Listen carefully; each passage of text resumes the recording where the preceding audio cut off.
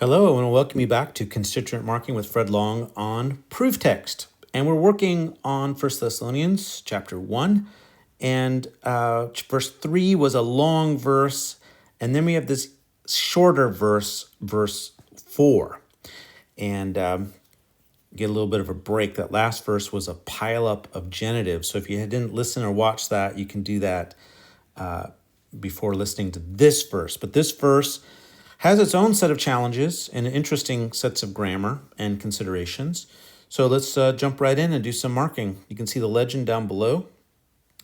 And let me read the text. So, idotes adelphi aga pe meni upo theou tain eklogain umon. Umon. Okay. So knowing. Okay, knowing. What's that? Knowing. This is a perfect active participle. It is from a verb to know, gnosko, second aorist verb. Id is the second aorist stem that we can look at. So knowing is actually we can say it's from gnosko, but more typically it's from ida. So oida or oida. So it's a perfect form. Oida is a perfect form. Ida is a perfect form, but this is the perfect form participle. We know it's perfect in tense because that nu, we'd expect a nu there for the participle ending, ontes, and the perfect participle drops out that nu there. So that's one giveaway. Plus there's what looks like a reduplication on the front of that. So knowing. Now this is a participle. Indeed, it's the last two verses have featured participles that are explanatory. They're post-position to the main verb. So the main verb is actually back in verse 2, and probably they're all, we can understand them hanging on that main verb. We give thanks to God.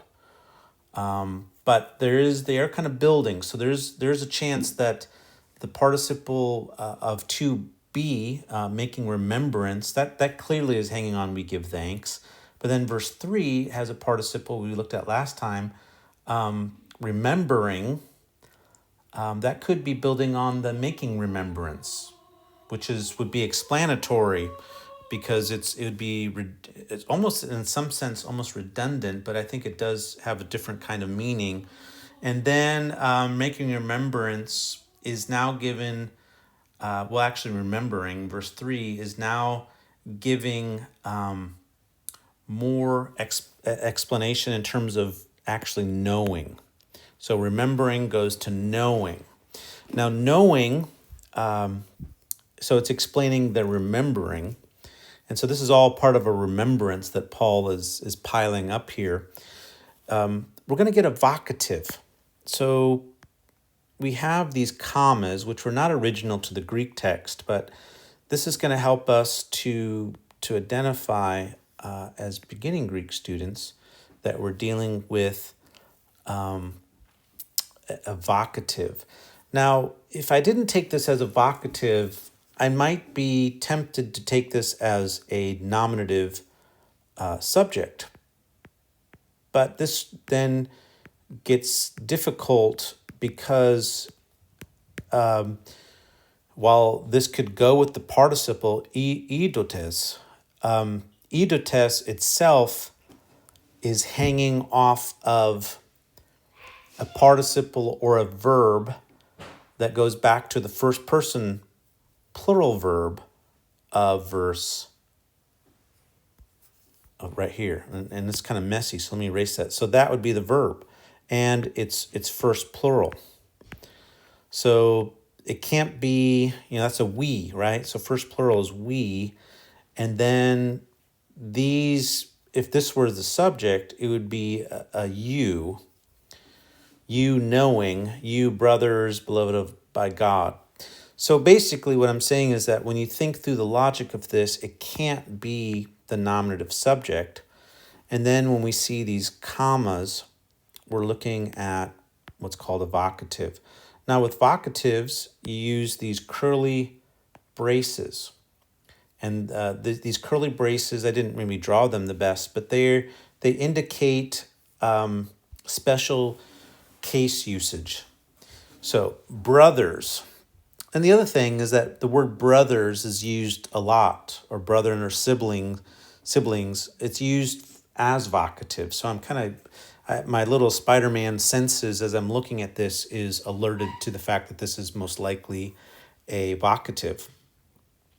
Okay, so what else do we learn about this vocative? Well, agape peimeneu, upo theou.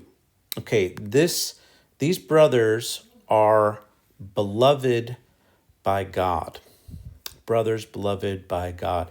Now, I could take this as apposition and add an equal sign, but I don't think that's what's going on here. I think what's going on here is that this is a simple adjective.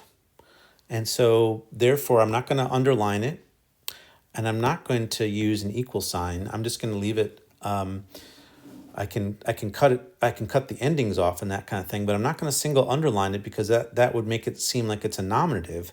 In fact, it's not a nominative. It is an adjective, and it's functioning as a further descriptor of brothers or siblings.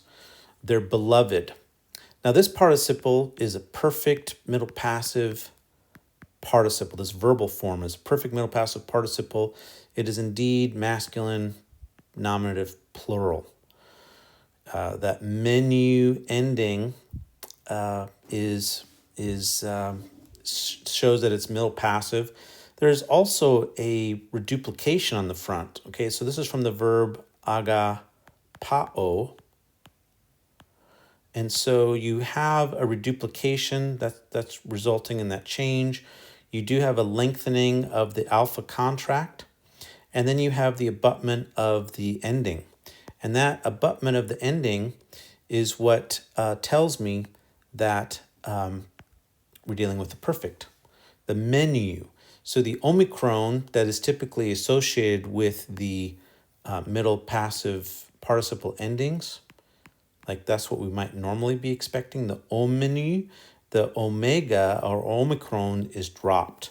And it's dropped in front of, with perfect, it's dropped with perfect middle passive endings. That's the ending that is for the perfect middle passive. All right, having been beloved, okay? So that's what that participle is translated as. So siblings having been beloved by God, okay? So the perfect tense is explaining that there's something happened in the past that has continued results up to and including the present, and that continued results is this loving state that they are in. They're beloved by God, okay? So what we have so far is knowing, comma, beloved siblings beloved by God, knowing what? Your choosing. Knowing your choosing. Okay. So their election, their choice, their election. So here we get to the idea of election and what does that mean? Well, to be elected means to be chosen. Now, why are they chosen? Well, we're going to get an explanation of that in the next verse. Chosen in what sense? Well, that they are included. They are included into the people of God. Now, this is very significant because these are pagans. These are people coming out of paganism, and we're going to learn that in the chapters that follow, that they've left idols and things and now are a part of God's kingdom. And we've already noted that Paul is dropping who God is, God as Father, and that in relation to God the Father is a Lord, and that this kind of thing is countering and analogous to and countering the imperial world, where there's a lot of paganism. And let me tell you that Thessaloniki, the location of this is right across from Mount Olympus. Mount Olympus, okay, where the pantheons of the gods are. And I learned this, really was ingrained into me working with a student, PhD student of mine, Stephen Knisley, whose whole dissertation was looking at the interpretation of 1 Thessalonians 5. And we're going to get there. We're going to talk about those verses there, meeting the Lord in the air. So that'll be very exciting to get there, to talk about that. But yeah, so, okay, so Paul is stressing, and part of the reason that he's making remembrance, part of the making of remembrance of verse 3 is that he knows their election, beloved by God. And in the next verse, we're going to get a little bit more information about why he knows that. All right. Well, I hope you found this helpful and look forward to having you watch and listen next time. Take care.